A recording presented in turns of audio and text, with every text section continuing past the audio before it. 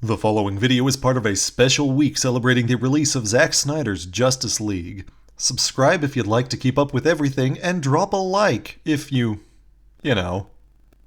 tolerate me. Previously, I talked about how Man of Steel actually justified Superman turning Zod's vertebrae into a bowl of Rice Krispies. Snap, crackle. Check it out if you missed it. However, if Man of Steel's controversies were the Godzilla from 1998, then sequel film Batman vs. Superman's controversies would be the Godzilla from 2014. Bigger, more devastating, fire-breathing, and not a mother to rip off Jurassic Park raptors. I realize I broke my metaphor with the last one, but Jesus Christopher Marlowe, who in their right mind would make Godzilla a freaking mommy to little baby Godzillas? Despite Batman v Superman's multitude of divisive elements, I do genuinely enjoy this film. I am glad it does the things it does, and I honestly still think more about this movie nearly 5 years on than an overwhelming majority of the super films I've seen since. Even though I am one of the more fervent defenders of BVS though, there is a point I will absolutely concede should anyone raise it. Superman's mom is freaking hot. Wait, I was not supposed to say that one out loud. No, the point is how much killing Batman does. Batman has a higher body count than Martha Kent does, but hers is in a sex way. I will agree 100% that some of the movie's themes would resonate more if Batman weren't, even at the least intentional moments, committing obvious counts of manslaughter. Batman is more interesting when he has his strict moral code. Even if you don't agree with, for example, Batman always letting Joker live, his stories get more mileage out of it. Yeah, I would absolutely say Joker has earned his death several times over. And I think Batman may be causing more harm by not pulling the Batmobile over and reenacting the alternate ending of the butterfly effect, but with a clown instead of a fetus. But Batman's no-kill rule makes him an internally consistent character. And an internally consistent character is a pretty good thing to have for a story, you know? If Batman didn't explode dudes in the Batmobile, and then decide he had no choice but to try and terminate Superman, it would more line up with the precedent that Batman is willing to cross a no-kill line if he's faced with a cosmic-level threat, like the time he capped Darkseid with a gun. However, I will give credit where credit is due. Though I am sure the lethality was just Zack Snyder doing it because he thought it sounded cool, Zack Snyder did actually do a lot to justify why Batman kills here. Honestly, it's much more justified than Tim Burton's Batman, who killed multiple times out of not being asked for the extra effort of not killing. This is how Batman v Superman justified Batman killing. We start with this Batman, decades into his war on crime, who is jaded and tired even before he witnesses extraterrestrial 9/11 play out in front of himself. He has lost his closest ally and partner in ass-kicking, Robin. Take a look over at the comics, and when we see Batman lose his closest ally and partner in ass-kicking, Robin, we clearly see that he doesn't cross the line and continues to be non-lethal. That's weird. Why did I choose a non-example to be my example? I better explore further. After the death of Jason Todd, Batman did start to become reckless and not himself. As a not-yet Robin, Tim Drake, Alfred, and former Robin, now Nightwing, Dick Grayson all notice.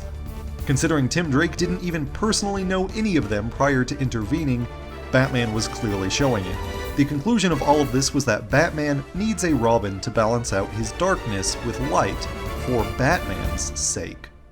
In the comics, Batman had a veteran Robin and a proto-Robin, both actively pulling him back from the edge. BVS Batman didn't have that, and not even because there isn't a Tim Drake. More significantly, BVS Batman didn't even have a Jason Todd.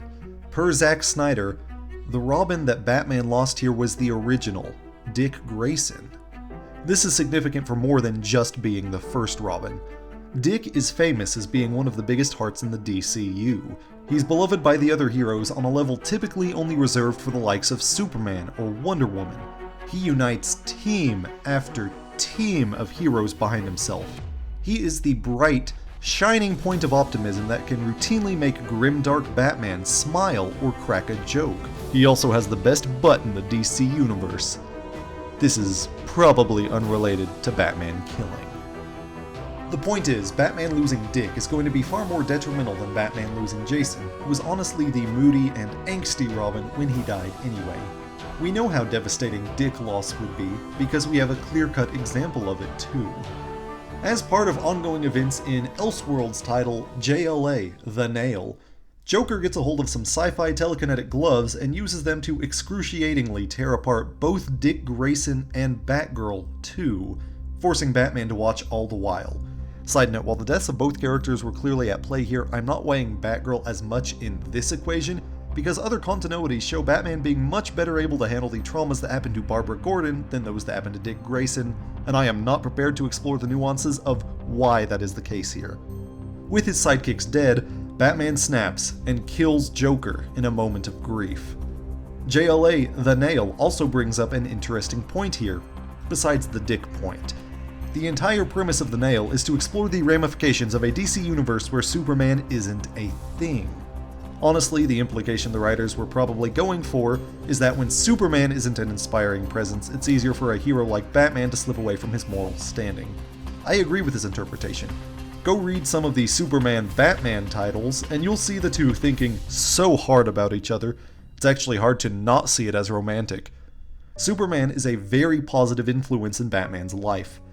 Back over in normal continuity, and following Jason Todd's death, Superman is one of the first individuals to jump in and help Batman keep his head on straight. Time after time after time, the comics make this influence clear. But in BVS, this is yet another positive influence he doesn't have. Robin dies before Superman ever does his thing, and Bruce's first introduction to Superman is, again, thinking he's part of Alien 9/11. So Batman doesn't have Superman, he loses Dick Grayson. Who does he have? Alfred, obviously. Alfred is still a certainly positive influence on Bruce, but Alfred's a little bit different. Alfred is pretty commonly shown as a former British special operative of some form or fashion, and he is the Batman ally who can get away with using a gun without getting called out on it. His go-to weapon is even a shotgun, and he straight up admits that he is willing to put you in the fucking ground with it. Other continuities stick with this too.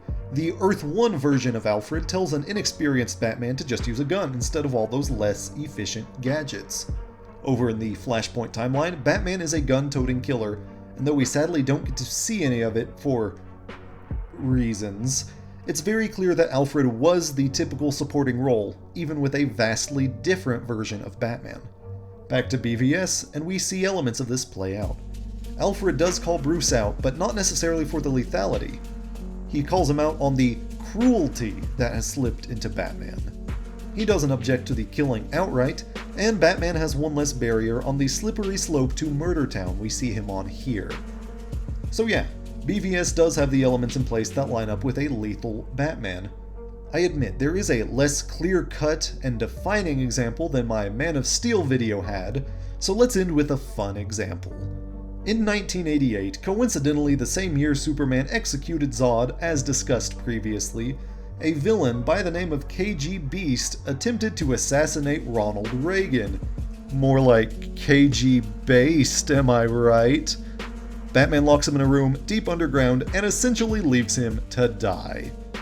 A later story retconned his survival, but the original story honestly makes it out that Batman was willing to let this damn dirty Soviet starve to death deep beneath the city. Over in Batman v Superman, one of Lex's henchmen actually is KG Beast, although they never call him by the code name, and Batman explodes him by shooting his flamethrower. Batman does this to save Martha Kent, wherein they then fuck, although that last one might have been a scene from a different movie. I'll never tell.